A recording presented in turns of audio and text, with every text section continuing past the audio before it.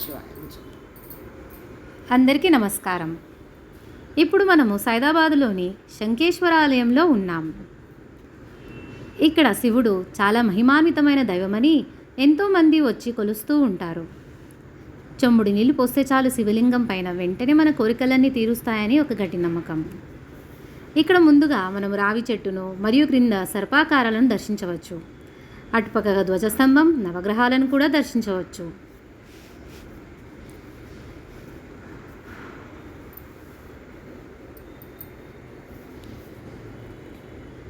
ముందుగా అనుకున్నట్టు ఇక్కడ దేవుడికి శివలింగానికి అభిషేకం చేసి లోపల ఆలయానికి వెళ్తారు.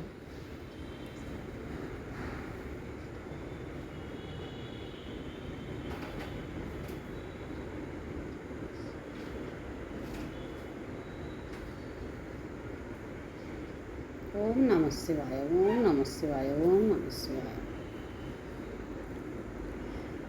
ఆలయానికి లోపలికి వెళ్ళిన తర్వాత కుడివైపున మన సిద్ధి వినాయకుడు ఇక్కడ మనకు దర్శనమిస్తాడు.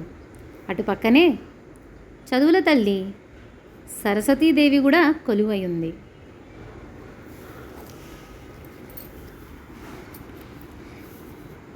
ఇక్కడ మన గర్భగుడిలో శివుడు శివలింగ రూపంలో ప్రతి ఒక్కరికి ప్రతి నిమిషము దర్శనమిస్తూనే ఉంటాడు.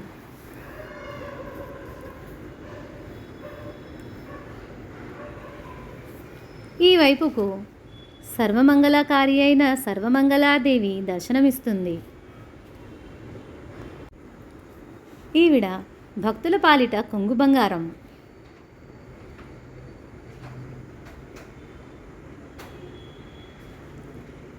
ఇటు పక్కనే సుబ్రహ్మణ్య స్వామి కూడా కొలువై ఉన్నాడు.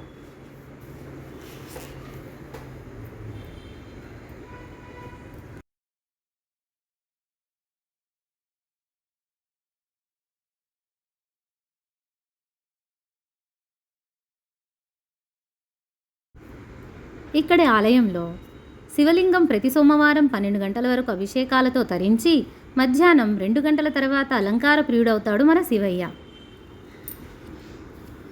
ఇక ఆయన ఎదుట ఉన్న నందీశ్వరుడు ఏదైనా ఆయన చెవిలో చెబితే ఆయన శివయ్యకు చెప్పి భక్తులకు సహకరిస్తాడని ప్రతీతి.